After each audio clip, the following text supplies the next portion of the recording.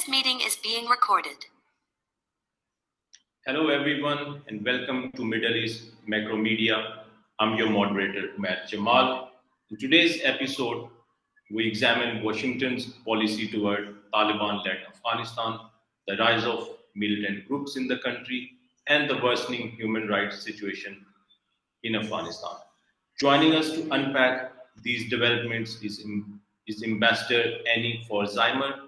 She's a retired senior US diplomat, former Deputy Chief of Mission in Kabul, and currently a senior fellow at the Center for a New American Security. Ambassador, welcome to the session. Thank you very much. Ambassador, let's start with the big picture. What is the primary driving force behind U.S. policy toward Afghanistan, today under the Taliban? Is it sort of merely transactional, short-term, or does Washington have a sort of coherent and long-term strategy to deal with Afghanistan, which is led by a very sort of extremist regime? I have to say, as an observer now, not inside the government, the impression I have is that it is a short-term transactional approach and that in all honesty is not near the center of policy making in Washington.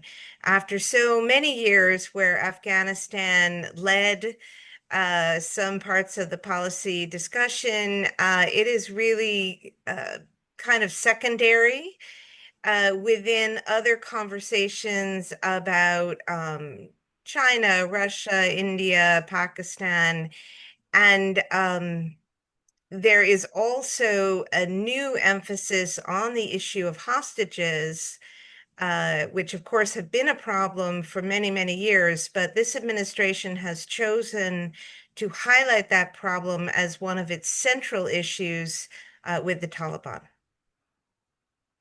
And Annie, I want to ask you about a recent piece you wrote for the Diplomat. You warned that the world has shifted focus away from Afghanistan, much as it did in the lead up to September 9/11 attacks. And you also say that this is sort of giving room to dangerous networks to rebuild in the country. So given this sort of dark assessment, where exactly is Washington failing to read the gravity of this surging threat? That's a long list of where Washington is failing to look at the gravity of the situation. I can pick any number of issues. I'll start with the question of human rights, the extreme violations and repression of the rights, women, girls, minority, any kind of dissent, media, moderates, the list kind of goes on, but it is extreme. And I think the term gender apartheid is very, very appropriate. And what is happening is an indoctrination of young people into this ideology, which can in turn lead to an exporting of that ideology beyond Afghanistan's borders. So bad enough that it is affecting millions of people right now, but it could affect many more people in the future.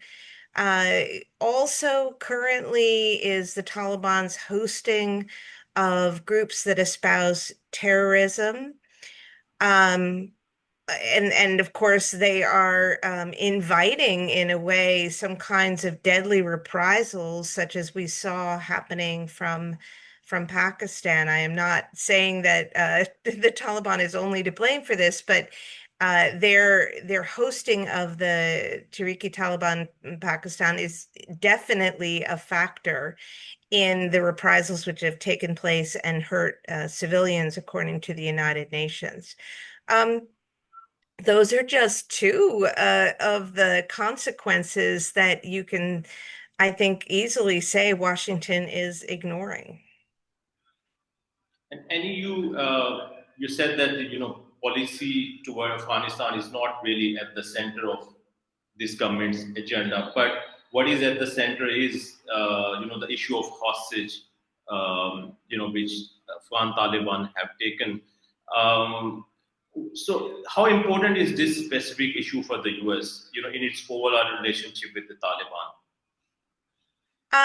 It is very important in its relationship with the Taliban. I think that it is not, let's say, the driving force in all US policy everywhere, but with respect to the Taliban, I think that the senior officials who have spoken out on this issue clearly see this as something the Taliban could control, could end if they wanted to, and choose not to, and find it, for lack of a better word, highly offensive that there are Americans who are unaccounted for in Afghanistan. They consider that to be the Taliban's doing. So they don't think that they can sit down and have a real conversation while that's the case, because it seems like they're disregarding the fate of those Americans. Right. And let's turn to your point on sort of internal governance. As you mentioned, the Taliban has increasingly clamped down on the rights of women and girls, since they have come back to power. And I was reading one of your pieces. You have sort of positioned women rights not as a secondary issue, but as a foundational to any national security architecture. Why is this regime so deeply resistant to reforming its policies, even if it means, global isolation? I think it would be hard for me to go too far into understanding the rationale. I find it wholly inexplicable myself. I believe that they are positioning themselves as sort of the national saviors, and that this is part of what they consider to be their duty in a religious sense, which is a distortion, according to every scholar that I'm aware of the actual dictates of Islam, for example, on the issue of education. But I think this is also an incredibly effective form of social control, that they have terrorized people who might otherwise be criticizing them by threatening arrest, detention of women and girls, which in turn can lead to torture, sexual assault, and a social disaster for those women after the physical disaster, and for their families. So they have managed in a way to put their form of control into the homes, into the living rooms of regular people who might want something better for their lives, but are very afraid of the consequences of speaking out. Annie, let's talk about political structure in Afghanistan. The international community keeps insisting that the Taliban form an inclusive government, before receiving any recognition. So realistically, does the Taliban have any actual intention of sharing power with other ethnic groups, or have they proven, or do they? Is this part of their policy that they do not want to do that?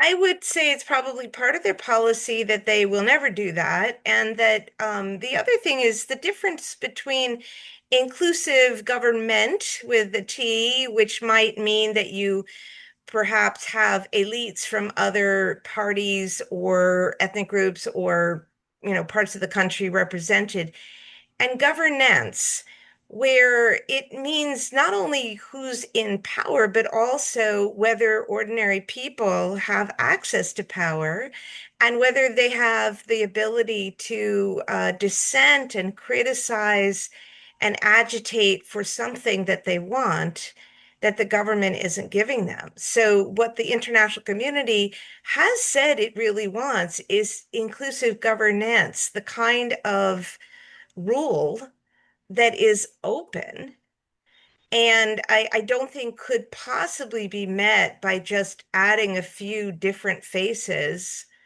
into a ruling cabinet that rules by fear, and won't hold any form of election or any form of consultative process. that can never be inclusive. Right. And let's talk about accountability. Even you have argued that Washington and like-minded partners must use both incentives and sort of disincentive to compel the Taliban to improve human rights and other metrics of their governance. What effective sort of disincentives do the US and its allies actually can use or have left to use to sort of bring a change to how Taliban govern in Afghanistan? The list of incentives and tools of the international community to compel a government to treat its own people, according to international human rights norms, that list is short. And it is a feature of our international system that it's very difficult to do, something from the outside that helps the people of a country whose rulers are essentially determined to be pariahs if that's necessary in order to keep power. Something that we saw, for example, in Syria, or we see in North Korea. Uh, it can be very difficult to do this. It is important to continue to use the tools, to not lose the ones that you do have. And there are times where people counsel sort of giving up on the tools because they quote unquote haven't worked yet.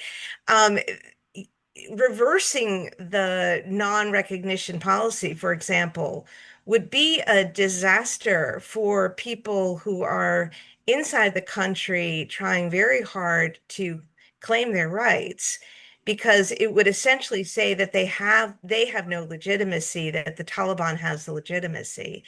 I think that the real tool of international powers, besides the obvious economic sanctions, is that question of legitimacy. And I believe that one of the tools the community has not used is the tool of working more closely with Afghans who speak for the people.